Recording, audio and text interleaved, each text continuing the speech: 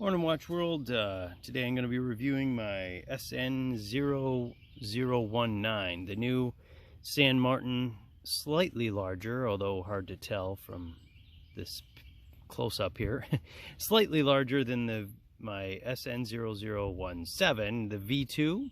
I don't have a V3 or a V1, I got the V2, so I'm going to do some comparisons, let you guys see what's changed, what's different, and whether it's any better. And maybe some things got worse. Actually, I will give it away now. Yeah, one thing at least got worse. Well, let me get these off the holders here and up in my hand and get you some close-ups and get to the meat and potatoes. First of all, I was just super excited to see the new version. Included the toolless micro adjust. This is their version of the glide lock system. They did a real good job, real pretty there. But this is what really drew me to buying yet another Rolex Submariner homage. I really was hoping maybe I could thin out my Rolex homage collection and kind of pick out two real good ones and maybe keep them. But let me go over all the differences and tell you why I just have to add another one to the collection. Alright, this is like my kiddos spot the differences in her highlights magazines. How many do you see? Let's see how many things I can point out to you. First of all, they say, oh, this is a 41 compared to the 40 mil case size. So they have done some case dimension differences. But let me start in with the dial first. You'll notice in my V2 they had the just San Martin print. Now they've gone with the logo on their new one. They've also gone with the logo on their V3, which looks nice. I like the logo. I mean, just stick with the logo, San Martin, and I'd be happier. The hands look the same. Second hand looks the same. One noticeable difference right away was the size of the magnifier there for the date window. It's gotten a little bigger, and I'm thinking that the printed date itself actually looks a little sharper or clearer in the new one. The print maybe is a little finer, better printer or something. But let's get you some size on this. The new magnifier is 6.8 compared to the old one, which was 5.7. So about a millimeter gain there. 5.3 compared to 4.7. So I definitely 4.8, 5.2. Yeah, so it got a little bit bigger on both accounts. Makes it maybe a little easier to read. I don't know. Change the magnification a little bit, I can see, but a little bit bigger. So the date window is a little different. What else we got different here? The rehaut. Let's see if you can notice the difference here. Once it was pointed out to me, now I can't unsee it. But on this one, you can see the beveled edge, or the inner bevel. You can see that clearly visible. And on the new one, not only do you see that inner bevel, but you also see this edge, this lip, all along the outer edge, all the way around. You see the edge of it, which it was, on the V2, it's gone. So, I think this is actually more accurate to the Rolex. But is it better? I think not. I like the disappeared version better. That little step before the bevel. Maybe more accurate, but not a big fan. I think the sapphire itself measures the same.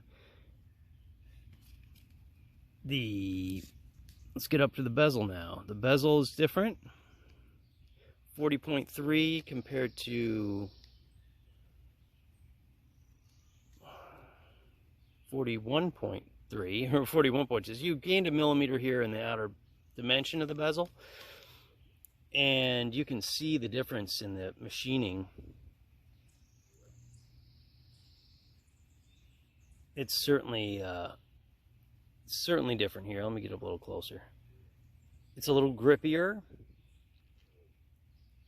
more pronounced, and that added millimeter just gives it more, I don't know, shine. It catches your eye a little better. It certainly sticks out a little better. Also the side profile here.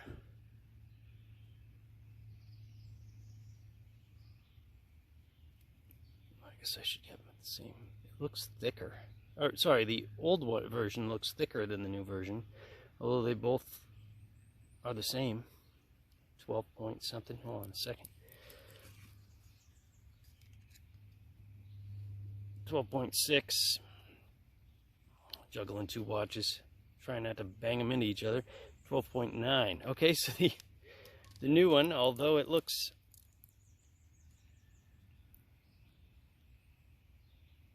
thinner, it is actually thicker. I guess it's just the underside maybe is where the difference went. We switched up from an NH35 into a PT5000. And I thought that was a thinner movement. Maybe they'd be able to make the watch a little thinner, but they kept the same kind of dimensions. But that bezel certainly looks thinner on the new one.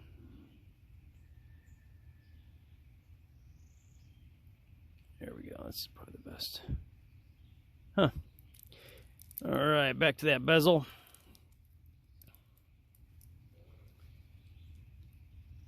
Another notice here, I think they were trying to color match better. The, what do we call it? The little indices here and the Lume Fill was noticeable at, on the V2 and V3, a slight color difference between the Lume and the paint they used for the color fill. So on the new version, it looks like they just didn't color fill it. It actually looks a little more cut out. I'm trying to get you a close-up. Where the V2 is filled with paint and it gives a smoother, I mean, you can still see a little indent, but on the new one it just looks like it's all cut out and it's missing the paint. It gives it a grayish kind of look instead of white. And in some lighting situations or some shade or an inside, you'll see it kind of disappears where you get really high contrast with the white. I prefer the white. I prefer a little more contrast. Certainly my Phoebus gives you even bigger, bolder numbers than the version 2 here, and more color fill and more lume. This one actually is fully lumed and they color matched just fine, so I don't know why San Martin's having trouble with that, but the color match on the lume and the Lume Fill here all matches in comparison to the two non-matching. This is actually, again, this is probably more accurate with a Rolex, but you know, more accurate to Rolex doesn't always mean better. And this, you can definitely see it when you get it in the shade there, how it kind of, you know, the more contrast. So if legibility is your thing, the new SN0019, it's not a V4, it's definitely a new version. They've changed so many things. I think everything's quite just changed. You won't have strap interchangeability, case is different, bezel's different. Back to the bezel. Let's see if we can pick this up. This one is smoother or easier to turn, but you have play. You now have easier to turn, but you have play and bounce. I think this is called bounce. I'm not sure if I'm going to be able to get this, but there you go. You can see it. There's a little bit of bounce. You get bounce, you get wiggle. There, look, that one's real bad actually. Where the V2, I mean, it's just tighter. The bezel's tighter.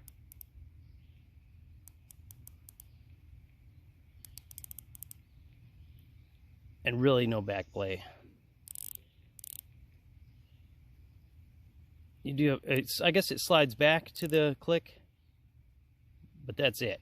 Like, it's because it's tighter, it's not noticeable, and there's no like bounce.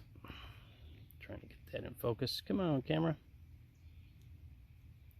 Yeah, there's no bounce. It's just tight. Definitely feel it just turning them by hand. This is a real tight bezel action. This one just feels like they got cheap on me here. Look at that wiggle. So I guarantee that's not more accurate to the Rolex. I mean, maybe there's a little less resistance on a real Rolex, but certainly not this play. I don't know what they did there, but they've changed something and bunkered it up. Okay, let's get on to the case dimensions. Overall case dimension 40.5, and on the new one 41.2. Oh, yeah, 41.2. So we've gained about a millimeter here. The outer part of the lugs, this is really hard to measure because it's sloped, but I'm going to put it up at like 27.9. And when I pulled that up to the old one, you can see, yeah, they're both about the same on the outer dimension. They tried a little magic here, size magic I'll call it, but the 20.4 compared to 19.5, they've added, they call this a 21 millimeter and this is a 20, and you can see, or you'd hardly notice really the difference there. You do notice the difference in the definition of this end link. Like, kudos to San Martin. It's a really sharp, crisp angle, where this one's a little softer, a little more rounded off. Try to get that in camera view. A little more rounded off, and it looks nice. Real definition. Definition's real nice. Same thing with my retro, or the new retro diver. Really nice definition on the end link, but it comes at a cost. The lug to lug here is 47.9, and the new lug to lug, whoa, sliding on my wrist. The new one is 48.5. So we've gained a millimeter there, and we've really gained some, for the people like me with little smaller wrists, we've gained from 51.3 to 53.4. So we've gained 2 millimeters there, and that is noticeable when I line them up here. We get just that little bit extra overhang on the wrist. So those end links, I mean, that might not be a deal breaker. Anybody with over 7-inch wrists might not even notice it. I'm 6 3/4. If you have 6 1/2, I mean, you really comes into the extra couple millimeters might make or break it for you. Also, the taper. Let's look at the taper on that bracelet. Now, we started with a 21 millimeter instead of 20, so that's noticeable. But it tapers right on down and looks skinnier. So what's going on there? We got, this one goes from 20 or 19.5 to 15.8, and this one goes from the 20.5 to 15.5 or 4. So the bracelet's just a little bit skinnier, but that 1 millimeter difference or whatever to a little slightly thinner taper really is noticeable.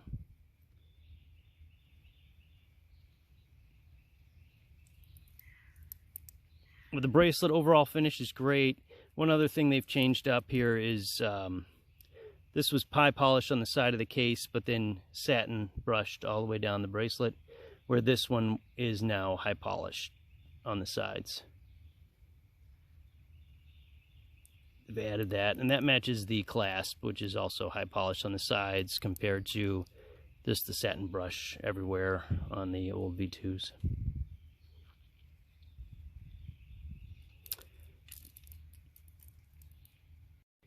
Well, going back to the movement, the NH35 and the older ones is reliable, you know, robust, accurate movement, easier, cheaper to replace, or if you had a problem with it, you can get it serviced.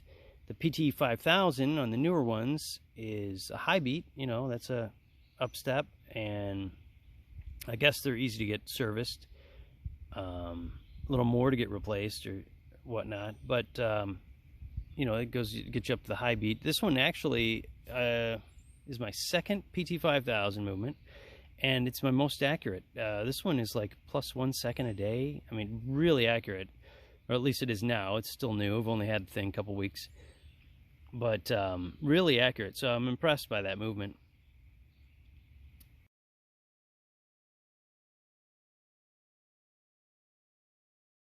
All right, on to the Clasp. This was the main draw for me. I have, I don't know, 5 or 6 now watches with toolless micro adjust, and once you kind of go there, you can't go back, or it's hard to go back. That in the summer, sometimes I'm in the cold building, I'll have my watch set right, I'll get in a cold building in the cold AC, and my wrist will shrink, and then all of a sudden my watch is sliding up against my wrist.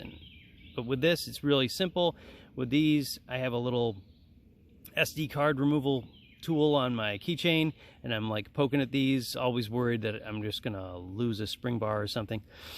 Let's get you an overall length here. This is slightly shorter at 39. It's a little bit longer at 44, but this one stays nice and slim and trim, 17.7, where this one, because of that little rivet, is 21.6, 20.2, or wait, and the little double pushers on the sides, I mean, 21.7. It's 19 here. It's a little chunkier, a little bit shorter.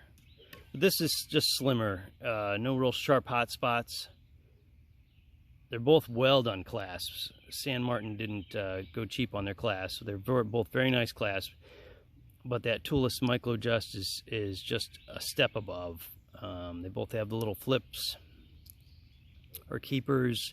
This one's popping open. This one has a little hinge here. Sorry, I didn't show that very well, but it just kind of bends a little bit right here that unhooks it.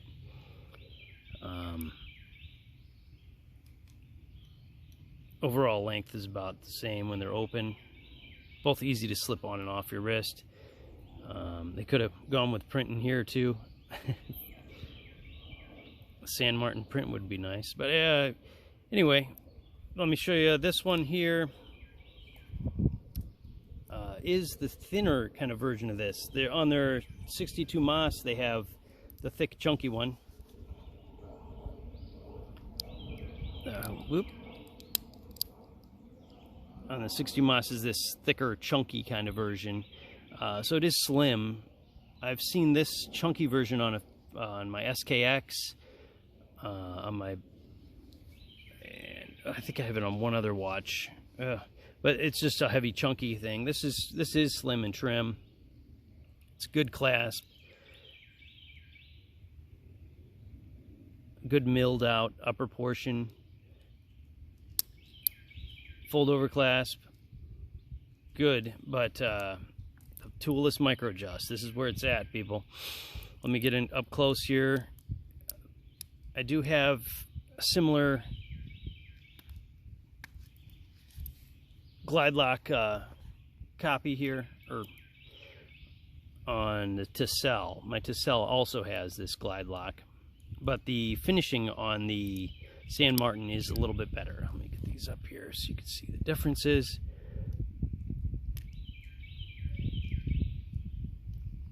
So you can notice, of course, this one's added a logo, but if you look real close, you notice kind of just more rounded off surfaces. This has a little sharper definition. So the San Martin Like if you look down the stripes down the middle, this one just has a little more rounded off when they were doing their grease polishing or whatever before they're satining. You can notice the difference here. The quality is just a little bit better. Actually, I should say a lot better. San Martin did it. They aced this. No sharp corners. I think this one I had to take a little sandpaper to the corners to get it a little less sharp. Real good definition down the top.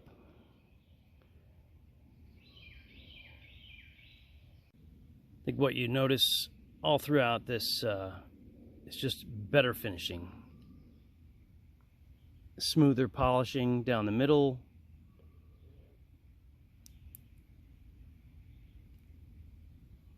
A little less play on this San Martin. You notice the little details in the clasp that are just a little more refined. So this must have been in development for a while, because you can see they fixed some problems or really wanted their QC, really wanted quality up there, and they did. Did a good job with that. Speaking of refinements, you really notice it on these end lengths. When I compare this to the Tissel, you notice the Tissel is just kind of rounded off. They have a little burr down the middle.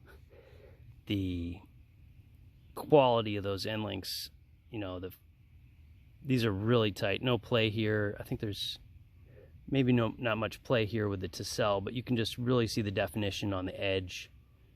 The same thing down the bracelet. I mean,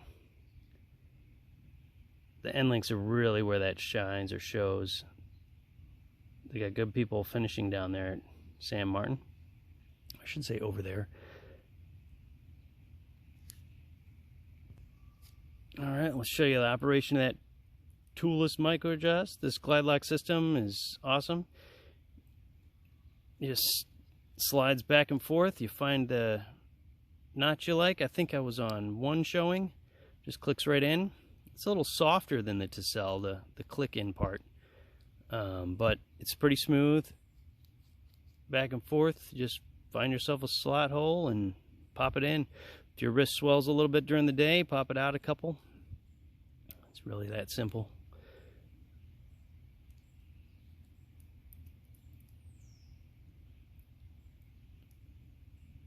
But overall, let's see here. They went more accurate with the Rolex. I think that's really good when you're talking replicas. Real important. But in homage watches, you know, I would have preferred the color fill. It just makes it easier to read.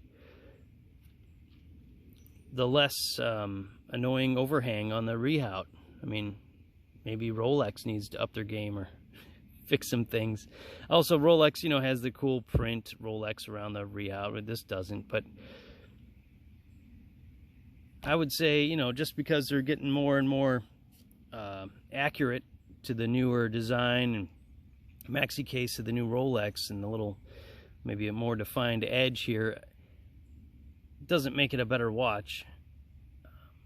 But this is all just going to come to personal choice. So whatever you like, go for it. I now have several of these homage watches that aren't exactly accurate, but they still have the look and feel of a Rolex Submariner. I mean, all right, guys, bear with me for a second. Going freehand. I almost forgot to mention the difference in the crown. When I unwind the old V2, or wind it up I should say, and I go to screw the crown back in, it starts really easy. They've got a bevel there on the edge, but then it's a little gritty. The threads are a little gritty. They have an O-ring on both, but you can see how they've improved the shoulder there, and they've thickened up the post and on the case, and the threads are thicker. Those are really nice smooth threads now.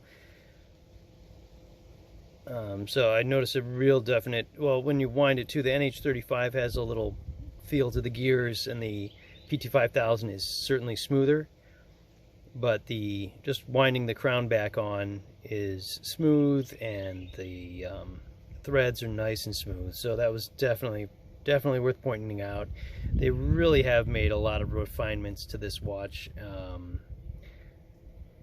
lot of refinements, and certainly improved a lot of areas. All right. All in all, like, the slightly longer lug to lug is noticeable. Let me get you some wrist shots, but it doesn't make it unwearable. Don't get scared away by the slightly larger case size. It's still basically the same case size, just a little longer lug to lug. Let me get you some wrist shots, show you the difference. I should mention, though, I'm not really planning on changing out the strap much. The watches with 20mm straps that are strap monsters, like this Pagani design Daytona homage, I've got a couple different straps. This looks great on the bracelet, looks great on this rally strap. I'm going to leave this right on here so the 21mm bracelet size doesn't scare me off at all. There's that beautiful San Martin. Good job, guys. Even though on the overhead fits just fine. Good looking watch. 6 3/4 inch wrist.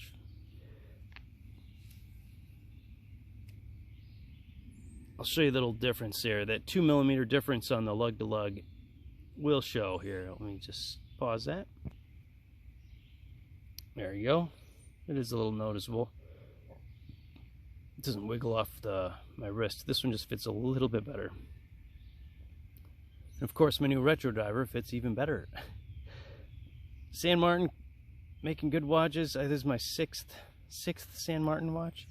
I'm gonna have to do just a box collection, because I happen to have a box that holds 6 of all my San Martin watches.